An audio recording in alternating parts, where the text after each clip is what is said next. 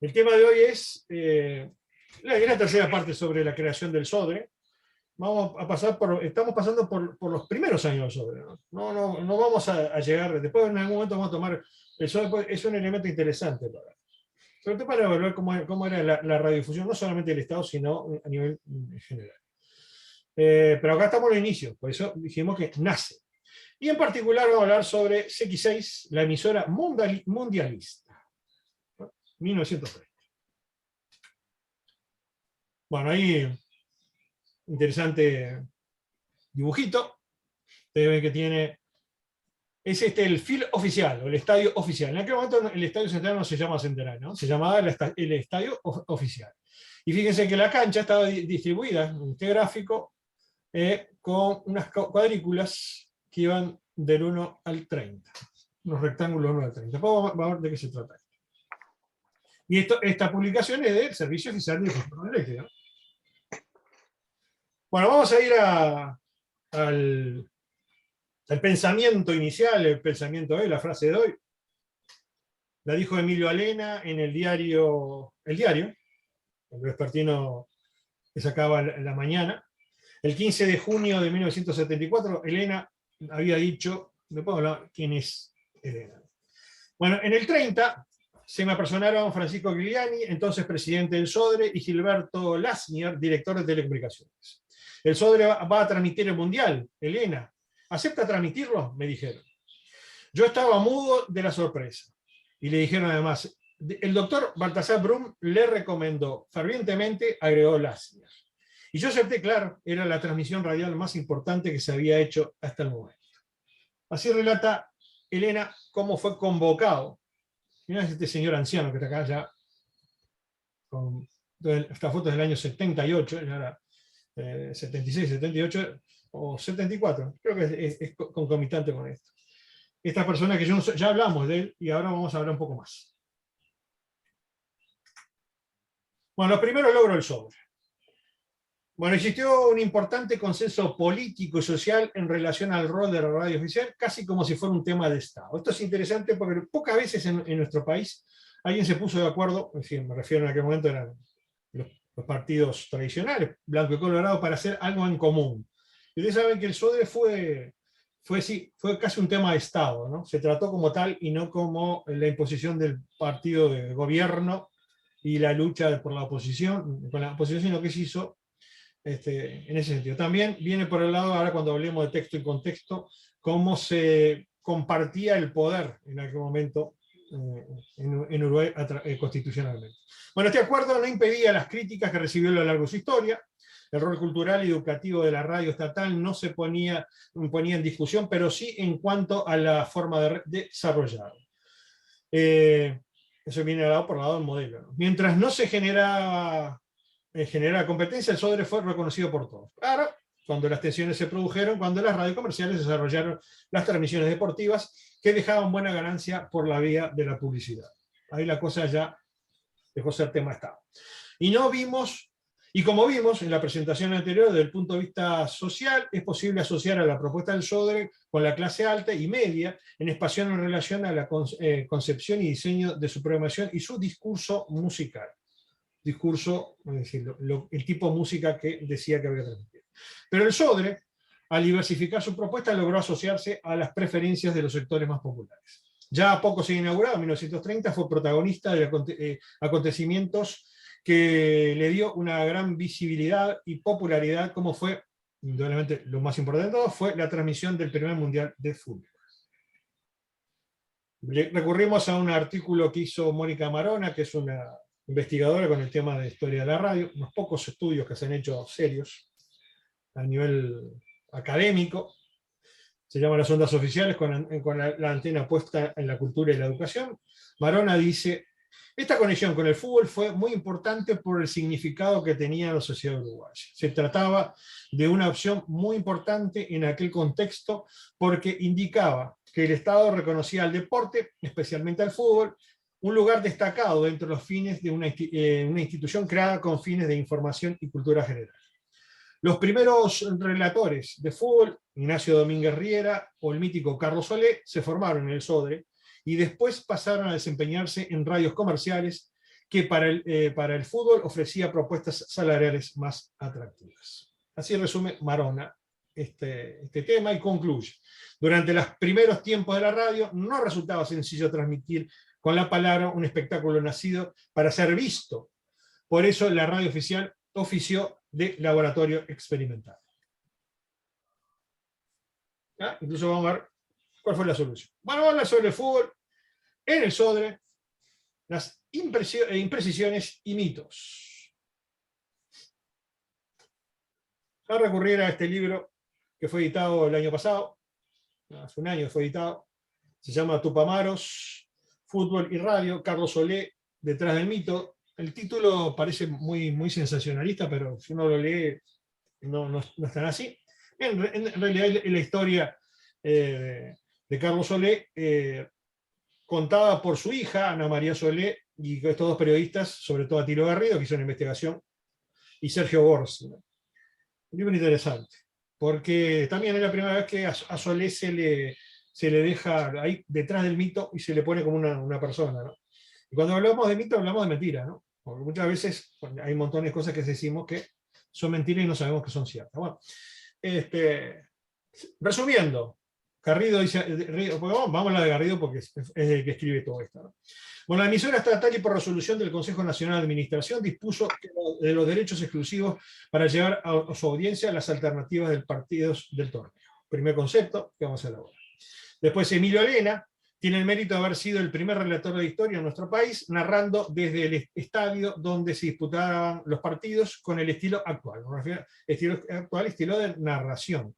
Pues ya hubo, en realidad, el primer relator de fútbol, sí, es decir, la primera transmisión de fútbol la llevó Claudio Zapelli, pero claro, era pasando cables con las incidencias de un partido de fútbol, por lo tanto no era el tipo, como dice acá, el estilo actual, ¿no? El estilo de narración de fútbol.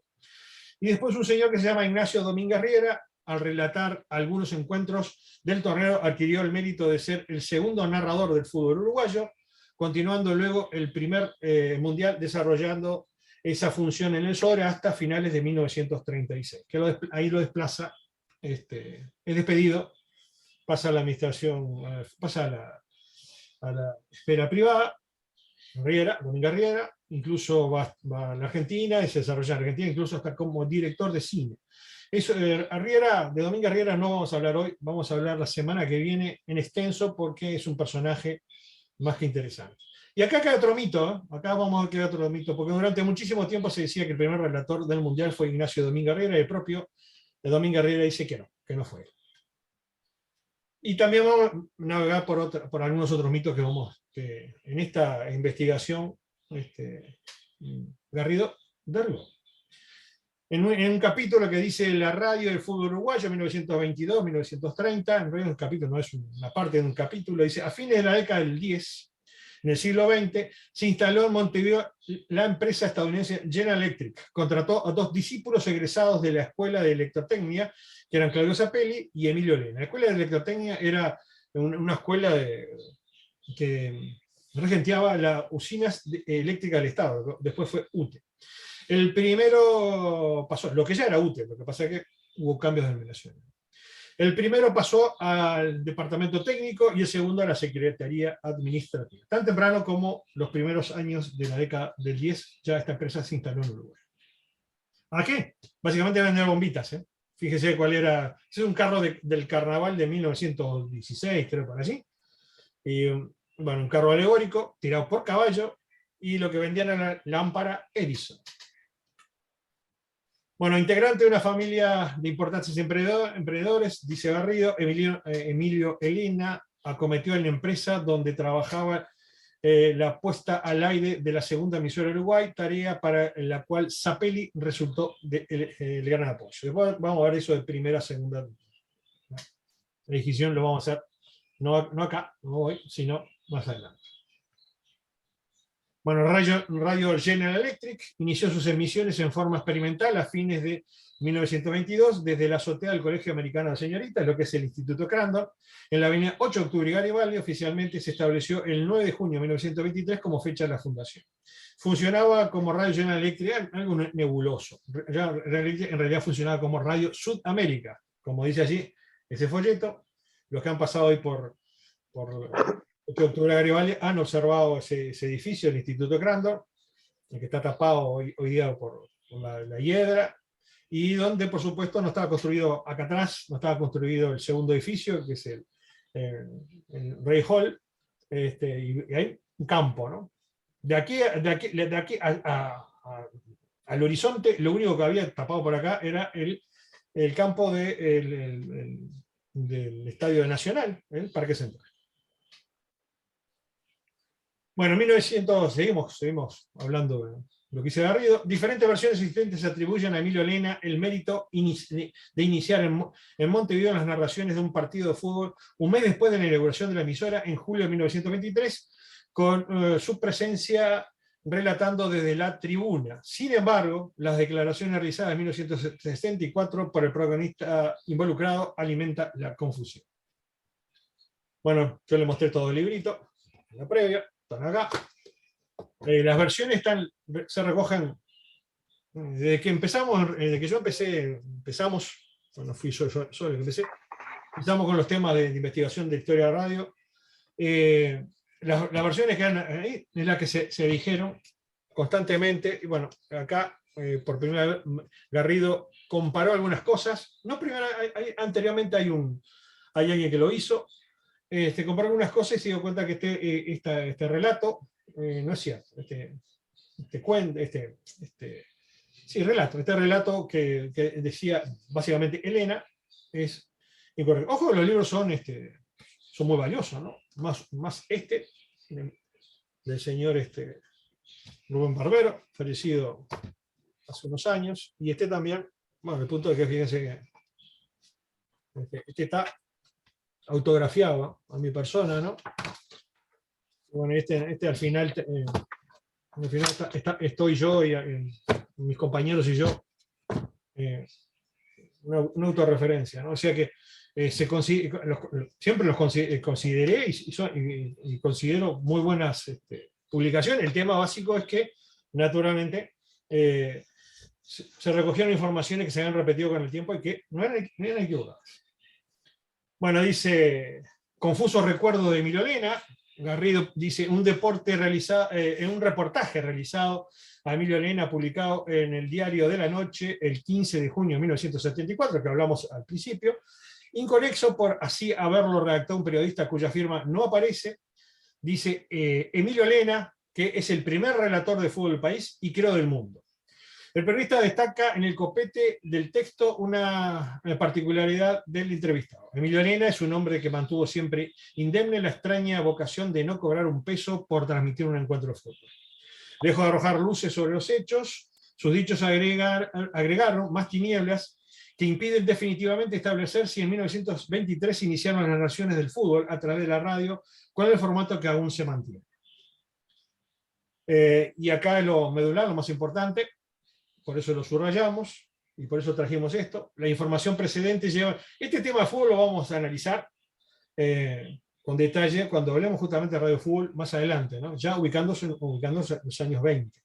Bueno, la información precedente llevan a tomar con pinzas las afirmaciones de Emilio Lena en el último reportaje que los investigadores hemos obtenido cuando el indiscutido protagonista principal del comienzo de la radiotelefonía en Uruguay contaba con 75 años de edad.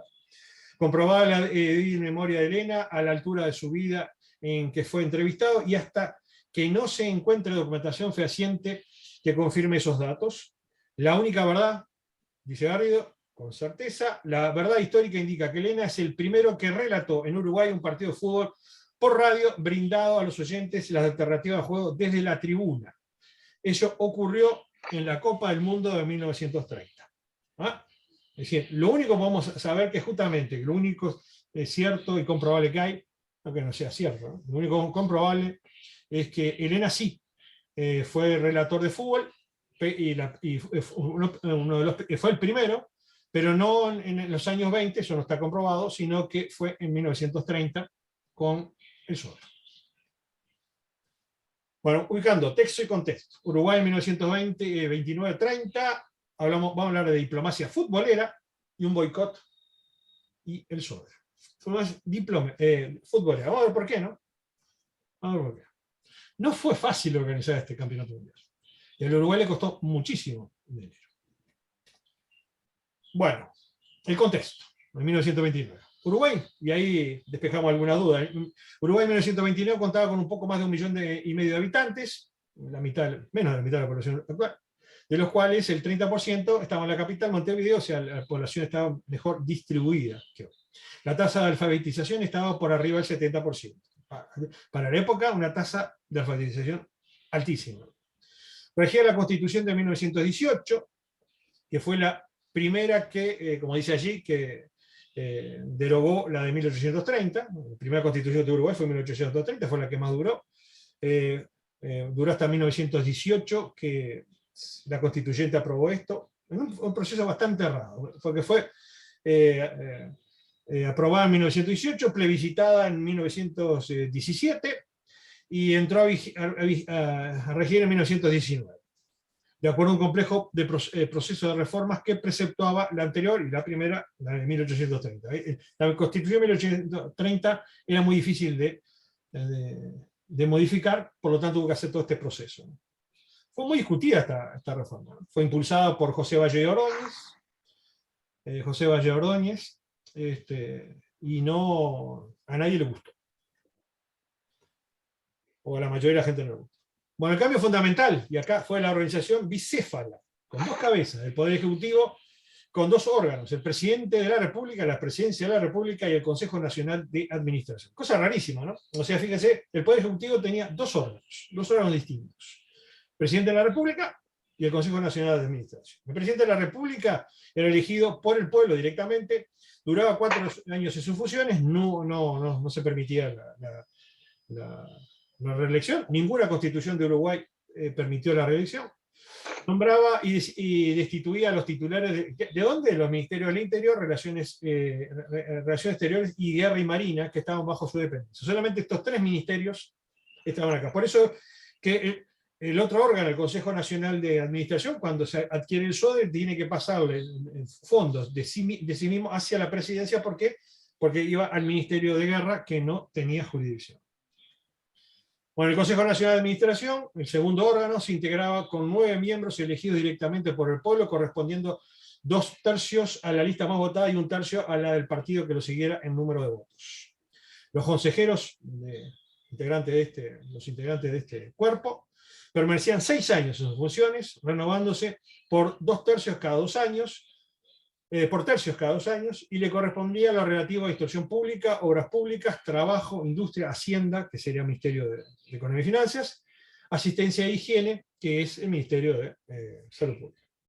¿Se entiende esto, no? 2 órganos distintos, con esta conformación, este órgano colegiado, que estaba por debajo, o con el mismo nivel que la presidencia, pero con unos ministerios, pero esos ministerios en particular. Hacia la administración del Poder Ejecutivo. El presidente en ese momento era el que está acá, ¿no? Ustedes saben quién es, ¿no? Es José Soraya San Martín. Bueno, y acá está Campistegui. Campistegui era el presidente de la República en ese momento. Bueno, el Poder Legislativo residía en la Asamblea General, integrada por 2 cámaras. Por primera vez se integraba la Cámara de Representantes, porque la Constitución de 1830 era unicameral. Que era en la Cámara de Representantes, diputado, era elegida directamente por el pueblo para ejercer 3 años en su función. O sea, había todo un régimen escalonado de elecciones que permitía renovar no solamente el Poder Ejecutivo, sino el Poder Legislativo. La Cámara de Senadores era elegida por voto indirecto, uno por cada departamento, permaneciendo 6 años en sus funciones y renovándose por 2/3 cada uno. La única diferencia, bueno, hoy día la representación de la Cámara de Senadores es a nivel es al revés, ¿no? Es a nivel nacional, mientras que los representantes son representantes departamentales. Bueno, el 1 de marzo de 1927 asumió este señor que está sentado allí, que les acabo de mostrar al lado de Juan Sorrino Martín. Ocupaba la presidencia el doctor Juan Campistegui Oscovi. El Consejo Nacional de Administración estaba integrado por Caviglia, Alberto de Herrera, Luis Alberto de Herrera, Ismael Cortinas, todo nombre de calle, ¿no? Arturo Usich, Martín C. Martínez, Victoriano Martínez, Carlos María Sorín y Gabriel Terra. y estaba presidido por Baltasar Brum. Baltasar Brum había sido presidente de la República hasta el año 1923. Ya en funciones de la Constitución de 1830. Fue el último presidente de la Constitución de 1830. Bueno, mira, volvemos a Garrido. Dice 1930, el Mundial del Sobre y el boicot europeo. Esto se sabe, ¿no? Se sabe que no participaron la mayoría de los equipos europeos que fueron invitados. Los que participaron de Europa en realidad les salió mucho el Estado porque hubo que pagarles bastante dinero para que vinieran. Pero vamos a ver este interesante porque es un hombre de fútbol, ¿no? Y tiene bien investigado este tipo de cosas. Dice, el Congreso de la FIFA, celebrado el 18 de mayo de 1929 en Barcelona, adjudicó a Uruguay la sede del Campeonato del Mundo organizado fuera de los Juegos Olímpicos y donde por primera vez se otorgaría al vencedor la Copa del Mundo. La iniciativa respondió a los dirigentes de Nacional, Usera y Spil. El gobierno la analizó, el gobierno del presidente Campistegui, la analizó y también rápidamente la colocó un cúmplice, Campistegui y el Consejo también el Consejo. Y asumiendo una enorme inversión con el fin de organizar el evento. El Ministerio de Relaciones Exteriores, que sí dependía de Campistegui, Rufino Domínguez telegrafió inmediatamente al diplomático Enrique Agüero, imponiéndole la misión de transformar la decisión del gobierno en realidad. Este señor, por eso hablábamos de diplomacia futbolera. Bueno, y en ese marco, 29 de julio, y si todavía escribían bien las cosas, el 29 se coloca la piedra fundacional del Estadio Centenario, que se llamaba Estadio Oficial, iniciándose la construcción, utilizándose la técnica que muy pocos se había utilizado, que era de hormigón armado. El primer estadio masivo es el Centenario, hecho en un hormigón armado. Bueno, dice de nuevo Garrido, este organismo, el Consejo Nacional de Administración, presidido por Baltasar Brum, advirtiendo el furor que comenzaba a despertar en la sociedad la radiodifusión, decidió que el Estado debía disponer de una onda propia. El 18 de noviembre del 29 aprobó la creación de el Servicio Oficial de Difusión Radioeléctrica, el SODE. La decisión coincidió con las noticias que llegaban presidentes de Europa, confirmando las ausencias de Inglaterra, Alemania, Austria, Francia, Suiza, España, Italia, Suecia, Noruega y Polonia a intervenir del Mundial. O sea, no iba a venir nadie. Después de que se aprobó en Barcelona, ¿por qué ocurrió esto, no? Una cosa rara, una jugada de Jules Rimet, que era el presidente de la FIFA en ese momento, aparte presidente de la Federación Francesa, que no iba a participar. ¿Va? ¿Cómo surgió esto? Aparentemente, según dice Garrido, no aparentemente no, Garrido sustenta que después que se aprobó en Barcelona la adjudicación a la sede de Uruguay, el propio Rimet indujo hábilmente el boicot para que Europa no participara en el Mundial. Cosa rara, ¿no? Fíjese, ya en aquel momento ocurrían este tipo de cosas en ni más ni menos que la FIFA. Bueno, la tenacidad del emblemático compatriota, el diplomático futbolero, doctor Enrique Agüero, movilizándose en el viejo mundo con el total respaldo desde Montevideo del presidente de la República, Campistegui, quien autorizó el pago de sumas exorbitantes, permitió viabilizar a último momento la presencia de 4 países europeos: Bélgica, Rumania, Yugoslavia y Francia. El responsable del boicot al final aceptó que su delegación participara. Pero salió carísimo, le salió mucho dinero a Uruguay. Bueno, el Sodria Mundial de 1930. Ahora sí, vamos a entrar en esto. Acá están los 3 fields, los tres sedes que hubo del campeonato, todas en Montevideo. Ese es el Estadio Central, viejo Estadio Central, ahora se llama el Gran Parque Central. Acá es el pequeño Parque Central, sí, ahora es el gran. Es un chiste peñarolense. Este es el estadio de Peñarol de los Positos. Una oportunidad les conté de que fue un estadio que se perdió, que ahora se localizó donde está. Era un estadio muy modesto, muy modesto. Las gradas eran incluso de madera, no era una gran cosa. Ubicado ahí sobre Soca, sobre Río y Soca.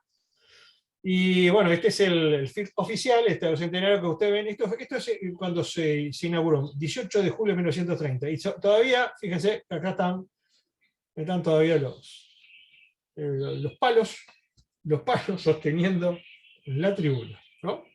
O sea, está a medio cero. Pero ahí tienen el encofrado puesto. Bueno, el Sodre y los derechos de exclusividad del Mundial, así analiza Garrido en el libro Tupamaros, Fútbol y Radio, Solé detrás del mito. Dice, Argentino de nacimiento, este personaje más de una vez lo vimos y es probable que sigamos hablando de él en el futuro. Argentino de nacimiento, periodista que desempeñó la dirección del diario El Ideal y otros, con extensión activa política en la fila del Partido Colorado Ballista y otros. El doctor Francisco Giuliani resultó elegido para la presidencia del Sodre. Fue uno de los muchos hombres públicos que advirtió el valor de los deportes como herramienta política, presidente del Comité Olímpico Uruguayo entre el 23 y el 36. En 1924 no dudó de disolver el organismo cuando perdió la votación para inscribir a la selección de la AUF en el torneo mundial a disputarse en los Juegos Olímpicos de París, que al final terminó la victoria de Colombia, ¿no? Giuliani estaba impulsando de que Uruguay participara, los demás no querían, disolvió el organismo y lo inscribió por sí mismo. Y se procedió luego a realizar la anotación en su calidad de miembro directivo del Comité Olímpico Internacional. Con ese bagaje de conocimientos comprendió que los deportes, y especialmente el fútbol, se convertirían en el gran producto del mercado para la naciente radiotelefonía en Montevideo. No es poca cosa, ¿no? Que alguien advirtiera que un gran negocio que había detrás de esto, ¿no? Y ya en 1930 era un gran visionario. Por este motivo, teniendo en cuenta que toda la organización del Mundial se solventó con los dineros del gobierno, Giuliani obtuvo en el Consejo Nacional de Administración la resolución que le otorgó al Sodre la exclusividad de las transmisiones radiales de los partidos de la Copa del Mundo. Si el gobierno el Estado puso el dinero, bueno, que el Estado fuera que tuviera la exclusividad radial. Semanas después de la aludida disposición de exclusividad de las transmisiones radiales a favor del Sodre, intervino nuevamente en el propio Estado uruguayo, reservándose la propiedad de los derechos de cinematografía.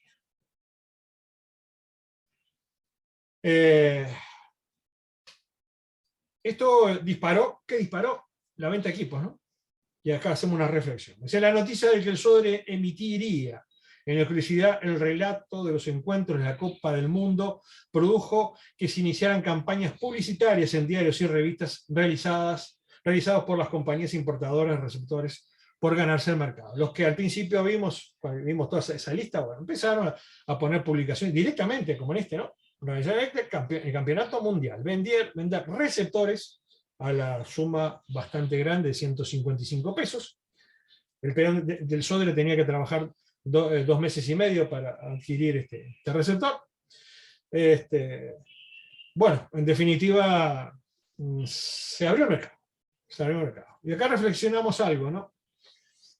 Sin duda, esta fue una contradicción de modelos, los modelos que hablábamos al principio, en el efecto buscado inicialmente por las empresas de generar oferta, emplazando emisoras para vender equipos, como lo hizo la propia General Electric en 1922, que puso un transmisor para vender receptores. Ahora, ¿quién alimentaba la venta de equipos? Bueno, alimentaba ahora el propio Estado a través de su estación oficial. Y entonces, ¿cuál es la contradicción, la paradoja? Bueno, atender la radiodifusión como servicio de interés público por parte del Estado, por parte del Sodre, que se decía sobreestimando la mentalidad del público, no se convirtió en regular el servicio a través del mercado. Esa es una reflexión a hacer. Se entiende la reflexión, ¿no? Cómo al final aquellos que pretendían hacer un servicio de refusión, independientemente de las consideraciones de las predicciones del público, al final terminaron no solamente alimentando, es decir, haciendo lo que el público quería, sino que además permitiendo de que las compañías privadas se pusieran a vender receptores a manos llenas, ¿no? paradoja, por ejemplo, que la propia General Electric, que como dije, en 1922 tuvo que poner un transmisor de 10 vatios para vender receptores, ahora el Estado se la dejaba picando al borde del área, usando, ya que estamos hablando de fútbol. Bueno, el primer relato mundialista. Vamos a ver cómo fue el primer relato mundialista. Volvemos a Elena. Esto es lo que vimos al principio. Dice, en el 30 se me apersonó Giuliani, presidente del Sodre, y Lasnier, director de comunicaciones. El Sodre le dijo, se le pone Giuliani, va a transmitir el Mundial. Elena acepta transmitirlos. Él dice que quedó mudo de la sorpresa. El doctor Baltasar Brum fue el que lo recomendó, dijo Lasnier. Y yo acepté, decía, claro, era la transmisión radial más importante que se había hecho hasta el momento. Y efectivamente lo era, ¿no? Iba a ser la transmisión más importante hecha hasta el momento. Fíjense lo que es el negocio del fútbol, lo que es el negocio de las transmisiones de radio, televisión, internet hoy día. Esto empezó modestamente como esto, unos señores que se apersonaron a este caballero y le dijeron, ¿querés transmitir el Mundial? Daniel, sí. ¿Alguna vez se había transmitido fútbol anteriormente? Sí. Es lo que estamos... Cuando hablamos al principio, sí, se sabe que en los años 20 Elena ya había transmitido fútbol. ¿Cuándo transmitió? ¿Qué transmitió? ¿Y cómo transmitió? No, porque hay un montón de contradicciones que no nos permite saber cuándo fue. Pero sí sabemos es decir, que lo que está comprobado, que vos podés ir a los datos y encontrarlos, tiene esto. Después cuando hablemos de fútbol, vamos a ver por qué Garrido tiró toda esta teoría. Creo que el 18 de junio de 1923 fue la primera transmisión que hubo de fútbol hecha por Elena desde el estadio del Parque Central, cuando jugaba Nacional y Sudamérica, bla, bla, bla, bla, bla. Cuando, por supuesto, en aquel momento el fútbol estaba separado, Nacional y Peñarol habían hecho sus propias ligas, y Sudamérica estaba en una y Nacional en otra, o sea, jamás se podrían haber cruzado, ¿no? Es decir, solamente con esa pequeña comprobación se sabía que lo que se sabía, pero hubo transmisiones. No se sabe si esa... Una pregunta, Daniel. El registro que tenemos supuestamente es de acá, de Elena. Perfecto, pero a nivel mundial, Europa, ¿eso ya habían hecho transmisiones de fútbol? No. El fútbol, a eso me refiero. La transmisión de fútbol, la segunda transmisión de un deporte en Uruguay, que nos vemos las caras. No es interesante La segunda transmisión deportiva que en Uruguay fue en 1922, en agosto de 1922, cuando Claudio Zapelli de la azotea, la azotea de lo que es el Teatro Solís, o Solis, y recibía cables y transmitía por un pequeño emisor de 10 vatios en dirección al hipódromo de Maroñas en momento y al Peñarol de los Pocitos. Eso fue una transmisión de radio. Y una transmisión deportiva, no de narración, no hacía el relato narrativo. Pero es la segunda transmisión deportiva. La primera es un año anterior, en 1921, creo 1921 más o menos, un combate de box entre Dempsey y Carpentier, un boxeador estadounidense y uno francés que ganó Dempsey, que se transmitió por primera vez en 1920. 20 o 21, no recuerdo, pero lo transmitió creo que fue en el 21. Sí, tiene que ser en el 21. Fue la KDKA de Pittsburgh, aquella emisora que pretende ser la emisora pionera del mundo. Bueno, ese fue el primer relato deportivo. O sea, el primer relato deportivo en el mundo, eso está comprobado, es en Uruguay, con este partido, que en realidad fue Uruguay-Brasil, creo que jugó. Era un campeonato sudamericano, lo que sería la Copa América hoy día, en Brasil. Lo vamos a repasar en su momento, fue un hurto que le hicieron a Uruguay y Argentina, y para que ganara Brasil. Y bueno, en definitiva, esa fue la primera transmisión, salió 0-0, o sea que fue muy aburrido el partido, ¿no?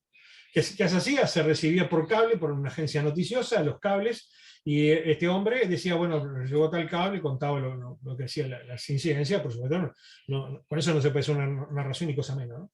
En alguna época se hizo, con menos de eso se hicieron narraciones de fútbol. Lo vamos a ver. No sé si contesto Así tu... que, Ahora, así que somos, momento, somos pioneros en relatar un partido de fútbol. no solamente eso, también la radiodifusión comercial comenzó en Uruguay. ¿Tá? Es decir, el primer aviso publicitario de radio es uruguayo. Y no es chauvinismo, no es chauvinismo, no es nosotros somos los más grandes que hay, ¿viste? No. Solamente eso, son cosas que han sido comprobadas, se han comprobado en la historia. Lo que no está comprobado es que en la radio General Electric ya se llamaba Radio Sudamérica, que transmitía desde el Instituto Crandon, la azotea del Instituto Crandon, que aparte también tenía, yo lo resalté, tenía una ubicación muy interesante porque de ahí se extendía una línea hasta el campo central, era telefónica, no se usaba, no había UHF ni VHF, ¿no? Había que tener un cable. Y bueno, como eso en un descampado estaba bastante vacío y demás, se extendía una línea telefónica y desde allí se transmitía. Se sabe que transmitió, no se sabe lo que transmitió y cuándo transmitió. Ese partido que recordaba Elena, por eso no se puede tomar muy en serio las declaraciones de Elena si no están comprobadas, porque no es cierto. Les digo, Nacional nunca podría haber cruzado con Sudamérica. El fútbol uruguayo estuvo dividido hasta el año 1927, creo que justamente por el presidente anterior a Capistegui, Cerrato, hizo el famoso laudo Cerrato, que unificó el fútbol de nuevo, ¿no? Sí, fue un tema de los grandes Peñarol Nacional que no sé, habían desafiliado, no había caso. Pero entonces en Sudamérica jugaba en la liga que jugaba Peñarol y nunca podría haberse cruzado con Nacional. Ese pequeño hecho cae todo lo que contaba. Sí, es probable que se hayan hecho transmisiones de cómo, tirados en el techo, yo contaba, no había cabina, no había, del techo de un palco, y bueno, él y otro caballero, un funcionario de lo que era General Electric, lo que después fue hace 14, ¿no? El espectador, en aquel momento era CWOS, Radio Sudamérica. No sé si contesté tu respuesta, de tu pregunta. Excelente, gracias. Pero sí, esos datos son comprobables y ya digo, no es, bueno, qué grande que somos, ganamos 2 mundiales, todo ese chauvinismo que hay con respecto a Uruguay. No, estos son hechos comprobables. Los 2 hechos son comprobables. Bueno, seguimos entonces con Garrido. Dice, la visión de Giuliani se justificaba plenamente. Acudió para la narración de los partidos al profesional de mayor trayectoria y experiencia en esta novel profesión de narrar los enfrentamientos de fútbol para la radio. ¿Cuándo y dónde? No sabemos, pero fue. El único lugar puede haber sido ese, del Parque Central, ¿no? No iban a tirar una línea a otro lado. Bueno, relató Elena con un grupo de ayudantes, Fabini, Massey, Tartaglia, Domínguez Herrera y Torres. Enrique Fabini, ¿no? Me confundí con los otros Fabini, ¿no? Uno que fue consejero, me digo, sí, consejero del consejo, miembro del Consejo de Nacional de Administración, ese es Pedro P. Fabini, y Eduardo Fabini, que era el compositor. Este es Enrique Fabini, que era en realidad sobrino de Eduardo Fabini, fue el primer locutor de Soda.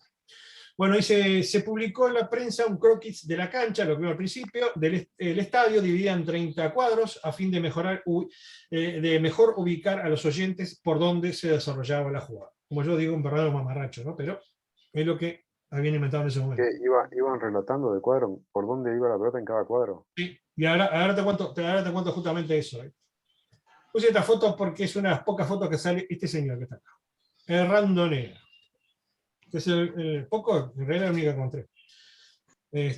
Randonea, cuando César Di Candia le hizo una entrevista en El País en el 2005,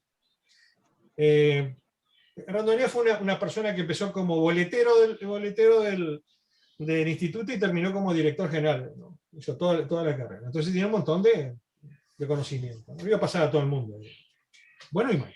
Bueno, desde su fundación la radio había tenido un especialísimo interés en las transmisiones de fútbol, dice Randonea. Tanto es así que el propio doctor Giuliani había inventado 2 planos, eso fue invento de Giuliani, 2 planos de la cancha. Uno grande para poner en la pared de las casas frente a la radio, un tipo mural, así, algo así como un afiche, y otro más chico para colocar sobre la mesa. La tenía clara. Estos planos se repartían gratuitamente y servían para seguir el juego porque estaban divididos en 30 rectángulos, 6 a lo largo y 5 a lo alto. Su utilidad se centraba en que los oyentes tenían una idea exacta del lugar donde se estaba desarrollando la jugada con la sola ubicación de los rectángulos. Para dar un ejemplo, el locutor decía algo así como: lleva la pelota fulano por el cuadro 7, llega hasta el 8, levanta el centro y rechaza a Mengano en el cuadro 2. La pelota sale fuera en el cuadro 11 y le pregunta a Di Candia, ¿qué le parece? Al entrevistador, ¿no? Y dice que era un castigo para los pobres oyentes. Vivía más pendiente de los cuadros que las jugadas. Y él decía, no crea, era un buen sistema. El Sodre relataba los partidos sábados y domingos y su primera cabina estaba instalada en el propio campo de juego a nivel del piso. Esto es interesante, o sea, no había cabinas, es decir, había una cabina, sí, pero estaba ubicada a nivel del campo en la tribuna olímpica. ¿Se entiende, no? Ahora vamos a ver justamente lo que te pregunta, vamos a ver cómo era y todo lo demás. También Eduardo Casanova, Delfino, en este libro que salió en el 2011, 11 años atrás, también funcionó el Sodre durante mucho tiempo, en el relatar. Dice, resulta muy interesante recordar cómo lo hace Casanova, porque en realidad el libro lo escribe Miguel Ángel Calpodónico, con anécdotas que les hizo Casanova.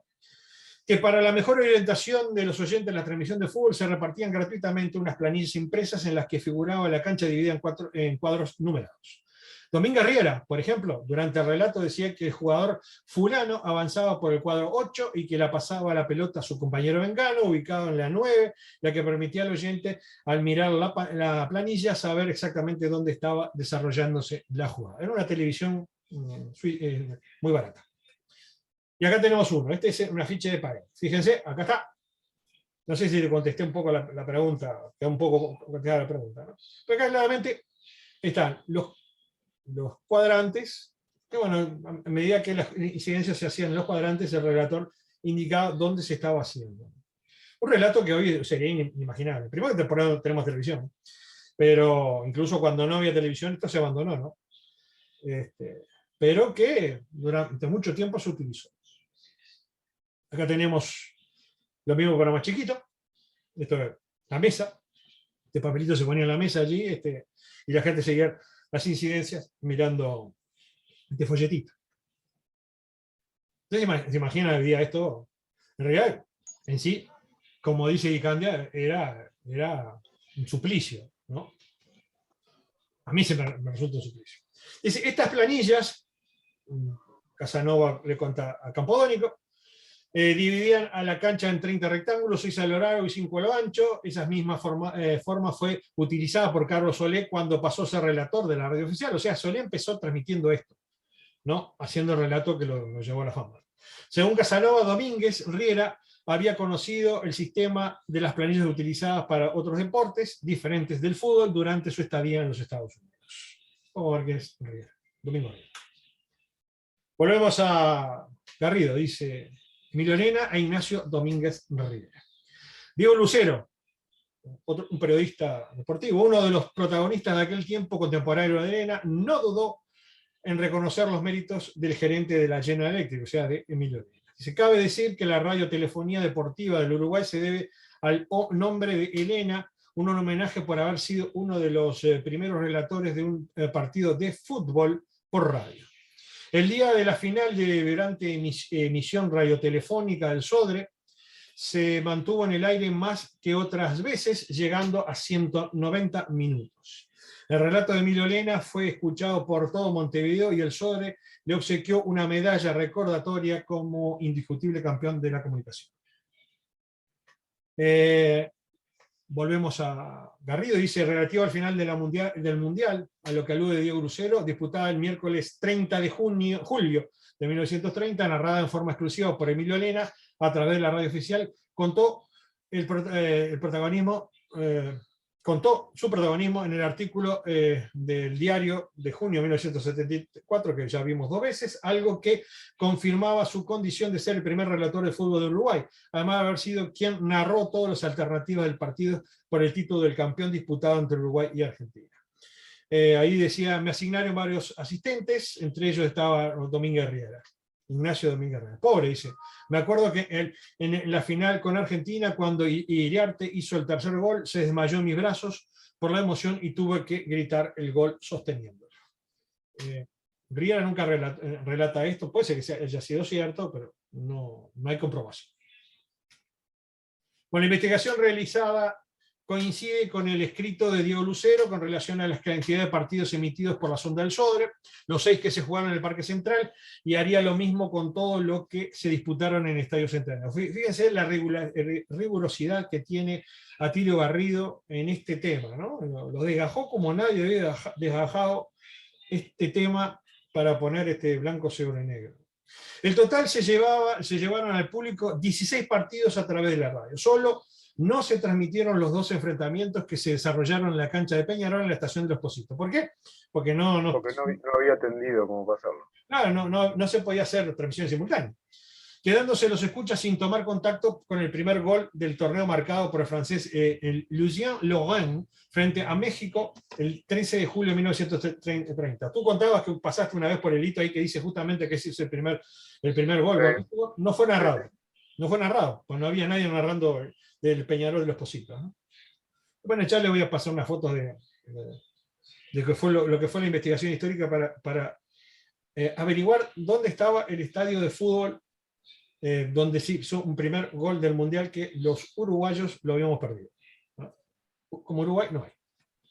Bueno, época de imposibilidad de realizar doble transmisión, como dijimos, simultánea. Ese día el Sodre llevó a sus oyentes la primera transmisión de un partido de fútbol en Uruguay con el formato que sigue vigente y debidamente documentado. La efectuó el narrador Emilio Lena con los comentarios de Ignacio Domínguez Riera en el propio campo del juego. Ocurrió en el Parque Central, escenario donde Estados Unidos venció 3-0.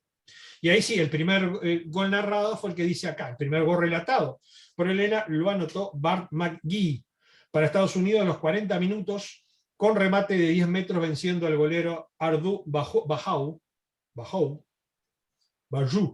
porque era belga. La emisión no contenía la difusión de avisos publicitarios. Sodre no emitía publicidad. Acá esto es un relato de Ignacio Domínguez Riera, ese señor que ahí. Decían el Botija porque empezó en radio con 20 años, ¿no? Esto que estamos narrando, él era muy joven, en 20 años se había sido contratado en Sodre para esta importante tarea. Bueno, en la tercera fecha, por una serie de circunstancias, dice en Domínguez Riera, Emilio Lena, que era quien había empezado a transmitir, me pidió que transmitiese yo.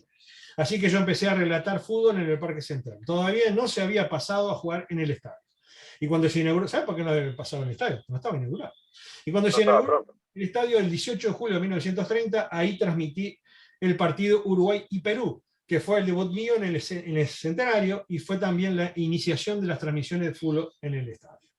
O sea, en buen romance, lo que dice Riera, él no fue el primer relator de fútbol mundial, sino que fue el segundo, pero sí fue el primero que transmitió desde el centenario. Bueno, en tanto, acá recurrimos a este libro, Historias del Sodre, en tanto se ha nombrado el Estadio Centenario Casanova, cree necesario recordar que el 6 transmitió también espectáculos deportivos. En tal sentido, evoca una de las emisiones que ha quedado en la historia de la radiotelefonía uruguaya. Se trata nada menos que la transmisión de los partidos del Campeonato Mundial de Fútbol en 1930, el primero que se disputó y que fue organizado por Uruguay. Y acá hay un error. Dice, Ignacio Domínguez Riera, apodado El Botija, fue el encargado de los relatos, mientras que los comentarios los hizo Emilio Elena. Eso es lo que decía la memoria de Casanova, ¿no? Pero sin embargo, Atilio Garrido, recogiendo las declaraciones propias de Riera y demás, cotejándolas, dice, El Botija, como se adoptaba Domínguez Riera, debutó en el relato el día antes, 17 de julio, en el Parque Central, con el triunfo 4-0 de Yugoslavia sobre Bolivia por la tercera fecha. La historia oral y versiones publicadas otorgan a Domínguez Riera el carácter de precursor y primer hombre que relató un encuentro de fútbol en nuestro país. Aunque el propio involucrado se encargó de desmentirlo y dejarlo claro que ese título le corresponde a Emilio Lena, la tosudez muy uruguaya de negar la realidad impide que se consagre como corresponde la verdad histórica. Tiene mucha razón Garrido. Campodónico concluye, ahí es interesante este dato. Así fue como se llevó a cabo la primera transmisión detallada de partidos de fútbol realizada, siempre de acuerdo a las palabras de Casanova desde la tribuna olímpica de aquel estadio. Nivel de la cancha de tribuna olímpica. Y vamos culminando con Solé y la radio. Solé y el Sodre. Solé y el Sodre. Bueno, Errandonea. Y Candia le pregunta, Errandonea, para el diario El País, ¿es cierto que usted fue el descubridor de don Carlos Solé? Digamos que sí. Cuando apareció a principios de la década del 30 era un muchachito gordo, rubio, medio vergonzoso. Parecía todos menos un relator de fútbol. Yo fui el primero en no creer en él, por lo menos hasta que lo escuché relatar y me pareció una maravilla. Tenía una voz espléndida y le daba un calor especial a lo que estaba sucediendo en la cancha. Al cabo del tiempo, yo ya estaba en la secretaría del directorio y me pidió un consejo. ¿Qué consejo le pidió? Me dijo que sí, le habían hecho una propuesta de Radio Sarandí que lo estaban tentando 400 pesos por mes contra los 60 que le pagaba CX6. Tenía miedo de irse porque de repente la radio no duraba, decía. Le dije que, la radio, así, Radio Sarandí, le dije que se fuera corriendo antes que le tomaran a otro, y don Carlos Solé se transformó en el relator legendario que todos recordamos. Y acá sí concluimos, vamos concluyendo, en los años siguientes del Campeonato del Mundo, Domínguez Riera fue el relator de fútbol por CX6 desde el Estadio Centenario. Ahí tenemos la publicación de Cine Radio Actualidad, donde justamente se hacía CX6 estación y CX4, todo el año 36. Las transmisiones que se hacían de fútbol, del Centenario, ¿ah? Comprobado que se transmitía sábado y domingo. No había otra transmisión de nada, ni de comentario, nada, nomás era música, de acuerdo a los criterios de cultura que tenía el Sodre, visiones culturales y demás. Lo único que salía de ese esquema, que podemos hacer, no estoy diciendo que no sea cultura, digo, que salía de ese esquema era esto, y no había lo que hoy esos interminables programas de opiniones y demás. Solo se limitaba a la transmisión del encuentro de fútbol. Duraban 2 horas las transmisiones. Bueno, decía Casanova, posteriormente lo sustituyó como relator en la emisora oficial Carlos Solé, quien hizo su primera transmisión desde CX6 en 1935, como suplente, a los 18 años de edad. Solé había sido funcionario del Servicio Meteorológico del Uruguay, desde donde daba a conocer el pronóstico del tiempo para la radio de Montevideo. Cumplió su doble labor de locutor y relator en la emisora oficial hasta 1946, año en el cual pasó a Radio Sarandí, donde permaneció hasta su fallecimiento. Y ahora sí concluimos diciendo que un detalle importante también, no fue solamente el fútbol el deporte que ocupó la atención de la radio oficial. Casanova asegura que también hubo transmisiones de básquetbol en CX6 a cargo de Máximo Rivera. Y con esto terminamos por hoy.